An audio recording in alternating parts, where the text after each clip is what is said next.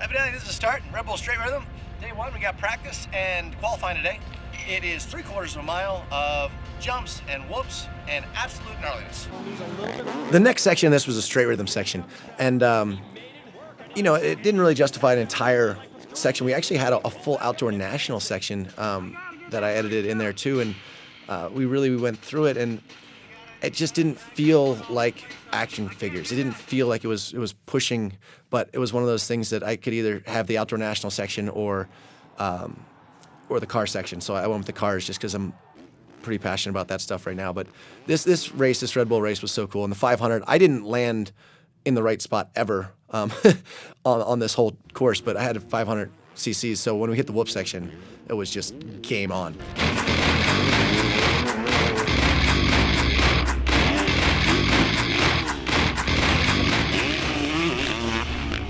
That definitely gets you hot racing. I tell you, that's like a minute solid in the gym, just pounding the bag.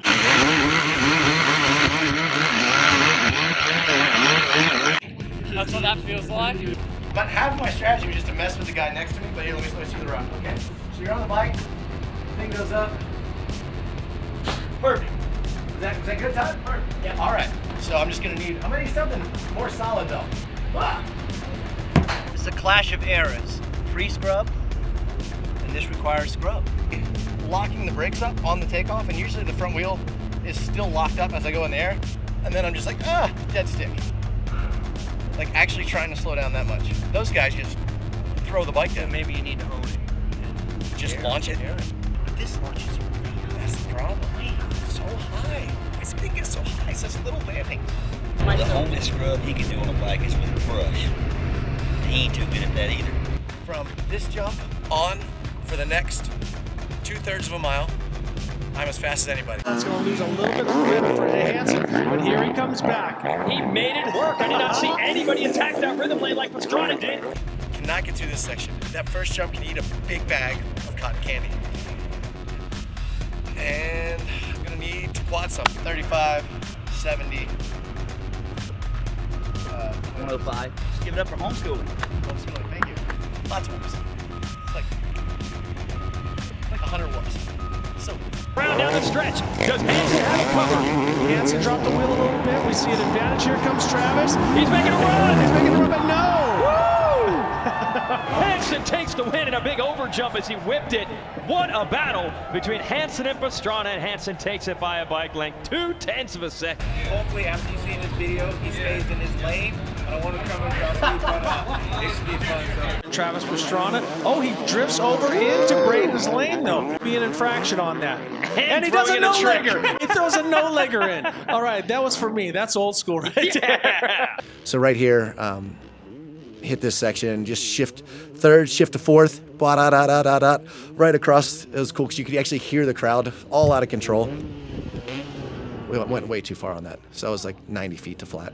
I thought I broke my wrist, but good times. Cannot be met from the colors of Pastrana. Pulls the back wheel, and that's left. In Travis' mind, he still won. He got to do his backflip in front of the crowd. This next section, Godfrey Trucking, I mean, Utah is kind of where we set up Nitro. It's where it was born. If you look at this, Tyler, I mean, I don't even know what this trick is, but probably one of my favorite shots. Tyler, an amazing rider. Unfortunately, he had some really bad crashes in this film. But this day, this is all one day. This is they built this all their own money. They came down not knowing where the footage was going to go. They just wanted to build it. Just this family, the Godfrey clan, man, and went out there and just wrecked themselves. But this is what we love to do. It's what our passion is, man. And these guys started action figures by going home from Australian tour and saying, you know what? We want to get back to the roots. We want to build new ramps. We want to do new jumps. We want to push ourselves. Even if it's not something that hasn't been done before, we want to do something that we've never done. We want to keep expanding ourselves as riders. And these guys are just such a great family and such an awesome, hardworking guys. And, you know, to see them go there, and as much as most people won't relate to this or understand why, this is why we do what we do. It's to test ourselves, to see what's possible. And when they went home, and a week after we got back, Dusty and Tara and me and Hucker and all the guys are down in Florida. you having two-stroke week, just having a good time, living life and riding two-strokes. And these guys did this. And I was like, you know what? We're making action figures. We're doing it, man. We're building the gnarliest ramps. We're doing the gnarliest stuff. I mean, if you look, Colton Satterfield is out there watching. One of the gnarliest bicycle riders in the world. I mean, Curtis Downs is there watching, afraid to even hit this ramp. And you got 3 family members. I mean, Gavin Godfrey right here. And he came on Nitro as a contraption specialist, just grew up, with Greg Godfrey as his uncle and lands. I mean, this is beautiful. I mean, this guy is just we call him Protein because he's just built like a brick shithouse. And that whole family, just wrestlers and strong. And man, over there, I mean, that's who they did it for. Tanner was paralyzed riding motorcycles, and when he was there watching, it's such a cool family. This section they edited this whole section, filmed this whole section, and this is probably one of the more well-done pieces that we have. Definitely slows down the film in the middle, but for me, it needed this. And just kind of to say that this was what started action figures. I mean, these guys just took it upon themselves, built their own ramps, did their own stuff. I said, that's what we're going to do. And these guys just such legends. I mean, such a cool family. And I've said it before, but man, that's where Nitro started, and that's what started action figures. So thank you guys. Dude, I've been waiting 20 years for this to happen. It's been a while, but you guys finally got him. Finally, dude. This next section coming up, you got Crumb. Ethan is dropping him in, and Crumb was a little concerned because normally we have an airbag that's right about here. However, this time no airbag in grass. Well, you can't stop it or do anything. If you realize the couch is actually really, really heavy. And the best part about this, he gets up and then falls back down. This is one of my favorite sections. I edited this section. It was not super proud of how it turned out. We didn't get so much footage. We were so amped and so pumped. We didn't have the backstory or anything that really builds it. But for me, just wanted to show everyone in writing, how fast this is, how big this is. So it was pretty cool because started out the day with a backflip 360, and it's really narrow. What you don't realize is, so it's only 30 feet wide, but that's 15 feet on each side. So just to hit it was difficult. Sheeny actually went off on his second jump because he always pulled right and I always pulled left. So just because his right shoulder's hurt and my left shoulder's hurt, interestingly enough, how that works. Anyway, this was kind of my crowning achievement in the film, and it wasn't even, to a real landing. But for me, that's my role now, is to show people what's possible. And that's what I felt like action figures was all about. Everyone's like, oh, let's do a bag. I'm like, yeah, but a double backflip kiss of death is possible. And my shoulders don't really go over my head anymore. I mean, they dislocate pretty easily. So I don't even do kiss of death backflips very well. So for me to do a double flip, fully extended, or not fully, but for me, fully extended, as much as my shoulders go, it's just one of the best moments of my life. This next section is Paris Rosen. So Paris actually invented this ramp. So he was doing front flips pretty easily, but wanted to do something bigger. So he calls it the Bed of Roses. And he went out, this was a couple years back, and tried this double front flip. And he's like, the risk is too much. I know I can do it, but why everyone under rotates the first time they're doing it is because if you over rotate, there's no way to get out of it. So you figure that an under rotation is actually safer. This is actually Thomas Paget hitting that ramp there. And allowing us to ride this thing. But Paris really set the bar for, okay, let's think outside the box. Let's work on the ramps. And this is a couple years ago, and we still haven't really got this ramp dialed in. Bruce Cook took it over, and he had where he was over rotating into the foam pit, and it's the gnarliest thing. And even into the foam pit, you get buried underneath the bike, and you can't do it to a bag because you break your wrists. And he went out. And the thought process was, okay, with this pad, we'll be able to kind of land a little short, as opposed to if you go far, you're going to knock yourself out. And when his foot slipped off, it was just really worst case scenario, and one of the toughest moments ever that I've had to witness. But this story, and Cody Stoddard did such an amazing job with all the editing. Just him coming back, the emotion for all of us, it was so far above and beyond anything that I can even explain. And just, smile for BC. It was kind of his motto, and he never lost that confidence, that smile, that happiness. And when everyone said, "Hey, okay, you got to stop riding motorcycles," he's like, "No, it's what I do, guys. That's how we define myself. That's what I'm passionate about. If you take that away from me, then I really am crippled." But right now, I'm just, without the use of my legs, I can still ride. I can still add so much to the show. I still want to travel the world with Nitro Circus. And I mean, it's something that's still hard to talk about because it's something that, I feel responsible for when, he's 9 out of 10 in the foam pit, but it's so big. You're like, well, what are the risks? What are the rewards? And just one of those things that miscalculated. But for him to come back, and when everyone said, you can't flip, I mean, Doug Henry was actually the first one that I ever saw try a backflip on a dirt bike paralyzed into the foam pit. But him, I mean, you can't get out of that. He's strapped in, he's seatbelted in to go to dirt. This was mulch here, but now he's doing ramp to ramp. This was one of the most emotional days ever at the Pastrana Land compound. And if you just look here, I mean, Jolene, Billy right here was just breaking down and crying. And even James Smith, who's filming this, just everyone's in tears. And it was one of the most memorable, exciting, scary moments because this is a guy that just got his life back. And at the beginning of this section, he says, "My name's Bruce Cook, and I ride freestyle motocross." And so, Bruce, you're a true inspiration, role model, and one of the most awesome human beings I've ever met. And coming straight back from that section to one of the most rowdy sections ever. So this like another section that wasn't even going to be a section. That's Curtis Downs. Awesome. So you got the three amigos. So it's Curtis, it's Gavin Godfrey right here, and Brennan Schmidt. So the Three Amigos section is a very organic segment. Brandon Schmidt came to Travis and I and said, "Hey, can I do a section, with a couple of my buddies?" And Travis was like, "Yeah, let's see what you guys come up with."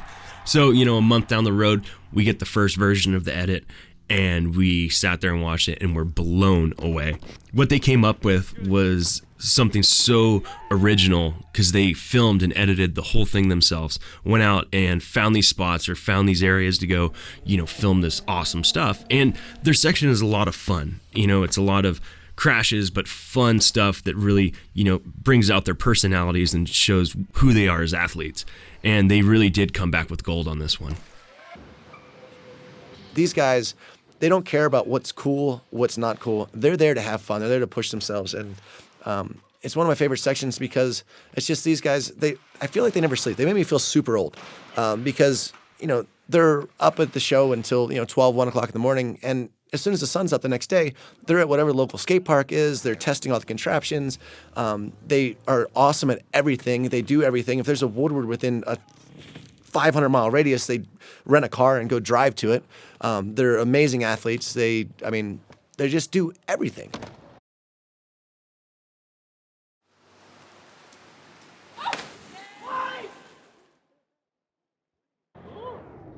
We call them Three Amigos because on tour, they're pretty much inseparable. But this is my favorite trick. Man, that's like a catnack indie on dirt bikes.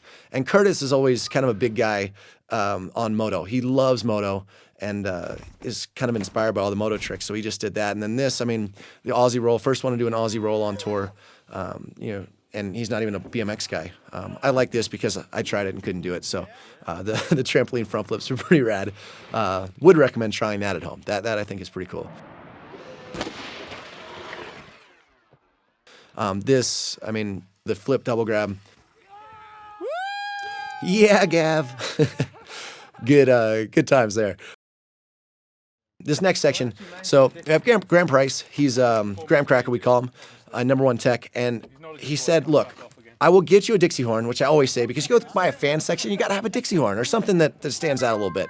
But they try to take every ounce out of these cars, and here we are adding a Dixie horn. But he said if I did 3 podiums, no crashes, I got one. So it worked out. Speaking of crashes, Jolene Van Voot, and this one broke, I think, 3 ribs and had a punctured lung. Pretty gnarly crash. First time ever in a Pro 2 truck.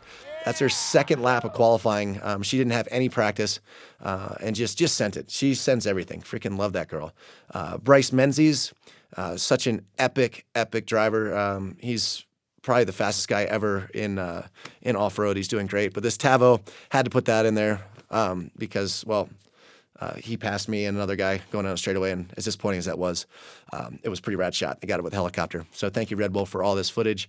Except for this, my hero, Dennis Anderson, the grave digger, the king sling. Look at this guy. I mean, honestly, that's the reason I got into action sports, was through monster trucks. And Dennis Anderson is still sending it. Just love it.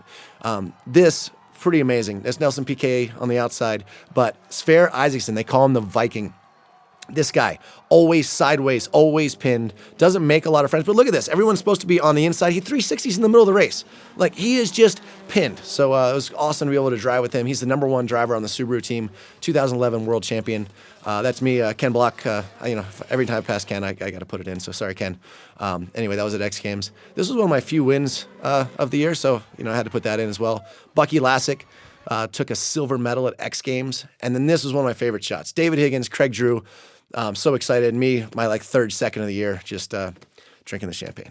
Anyway, David Higgins, in my opinion, the best pound for pound rally driver I've ever driven against. I mean, you could argue Sebastian Loeb and all these guys for sure have done better on the World Championship Series, but there's no one that works harder and that helps me so much as a driver. I wouldn't be nearly the driver I am in rally without David. He was there as my coach right at the beginning, and just an amazing person. Helps me even all through the race. He wants to beat the best. He doesn't want to win by a mile. He wants to win in a fair fight, and just awesome. So this section was actually filmed mostly and edited by Colin Lund. It was cool because he put everything together, and I would have never gone with this black and white kind of old school feel, but we really didn't know how to use a lot of this footage that was just like GKC Fest, and it was good, but just fun. So like we were filming like a Red Bull kind of commercial right there, and all kinds of stuff that we're like, well, that's kind of fun, but we wanted to put it in. But the reason that it's in is because of this, the gnarly shenanigans. That shot, actually, I didn't laugh, but everyone else laughed. So I guess a bike falling off a roof, whatever, it's in there. But this stuff right here, above and beyond anything that's been done on pit bikes, to my knowledge, Ethan just sending this right here. And they built their own ramp, like always, just hucked it. This was all in one day. Gavin actually had a concussion the day before this, and then hit his head pretty good there. So he had a short day there, but a little confused, as you can see. So it was a rough filming this section. We had our timelines were a little shorter than they should have been, and guys pushed through energy a little more than maybe would be advisable. But it's like one day these guys are doing triple backflips on mountain bikes, the next day they're doing double backflips on pit bikes, and the next day it's like 360s and just everything. It's just, this was filmed in a year and a half, and in between all the Nitro Circus tours, and just to see like underflips. I mean, they weren't trying to an airbag. They weren't trying to foam. I mean, it was mulch, or not mulch, but it's pretty soft dirt out there. But just so rad to see that, they just got it done. We're like, you know what? We need a pit bike section. The guys are like, all right, let's go film it today. So if you notice Crumb on the far right of the screen, in a Speedo, American flag, by the way. And this is Dusty's first day really stepping up huge. We actually bought that party van. I don't even know how it got there. This was the last day of filming. So everyone was pretty excited. We put that ramp on top of the party van because we couldn't figure out how else to get into the pool to end what we were celebrating the final day of filming for action figures. So this was the first section we really shot for action figures, and this obviously wasn't a true action figures thing, but these timber sleds, man, just so rad. Regan Siege, one of the guys that was pioneered in freestyle motocross before he had a really bad ankle injury, is now pioneering through here. And you got Brock Hoyer also doing an amazing stuff with this. And then we just went to Woodward just for fun.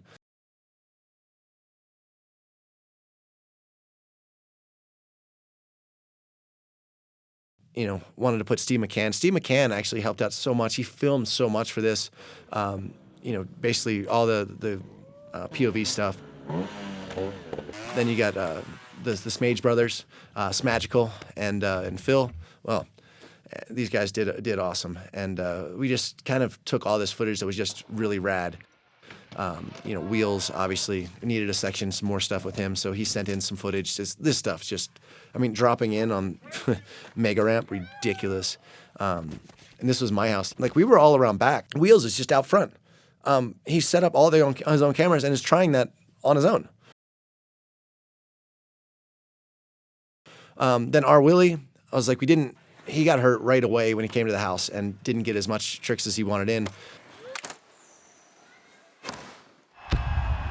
I didn't think I'd put scooter footage in here, but this guy has made me a scooter fan. Honestly, the best action sports athlete I've ever seen. It's absolutely ridiculous, the stuff that he does. He went to do a world's first on every single show, and he got 7 of the 24 stops that we had. He landed a world's first. Most people haven't even got a world's first. This is a 4-person backflip. It's the craziest thing we have on tour. And that's me taking out Bilko full speed, didn't even see him.